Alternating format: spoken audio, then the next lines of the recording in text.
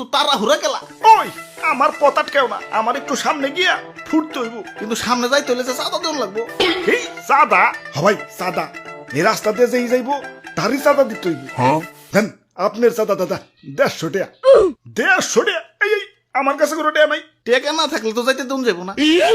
ওই ইমার্জেন্সি ভাই, আমার একটু সামনে যাই ফুটন লাগবো, যাইতে দাও ভাই। না না, চাঁদা ছাড়া তো কোনোভাবেই যাবার দেন যাবো না। কাম সারছে রে, কোন দেশে বললাম? অন্য দেশে ঢুকতে গেলে তো এন্টি মিসাইল সিস্টেমের মুখোমুখি হইতে হয়, এনে তো চাঁদার মুখোমুখি ওর লাগতাছে। ওরে বাপুরে, এইটাই আমাকে উন্নত প্রযুক্তির এন্টি মিসাইল সিস্টেম। আরে ভাই বুঝতাছো না, ইমার্জেন্সি ভাই, আমার সামনে যে ফুটন লাগবো। বিশ্বাস করো ভাই, আমি তোমাকে দেশে ঢুকতাম না ভাই, খালি যে টার্গেটে যে আমার ফুটন লাগবো ওই ঠিকানাটাই হারিয়ে ফেলাইছে।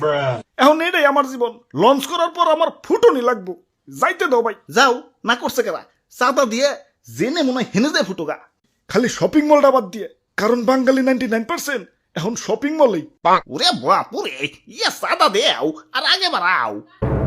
চাঁদা, চাঁদা, চাঁদা, চাঁদা, আরে ধর, এই তখন মানুষের বেলায় কোথাও শান্তি পাইতেছি না। একে তো আমার জায়গায় জায়গায় ফুটিয়া ফাটিয়া দুনিয়া জুড়ে একটা গ্যাঞ্জাম বাজিয়ে দিছে, তার উপরে তোরা চাঁদা বাজিতে রাস্তা আটকে বই রইছস। ওই তোরা কি দুনিয়াটা একটু গুছিয়ে গেছে সুন্দর রাখতে পারস না? দুনিয়াটা তো তগই নাকি, তোরাই তো থাকুস, একটু মিলামিশা থাকো।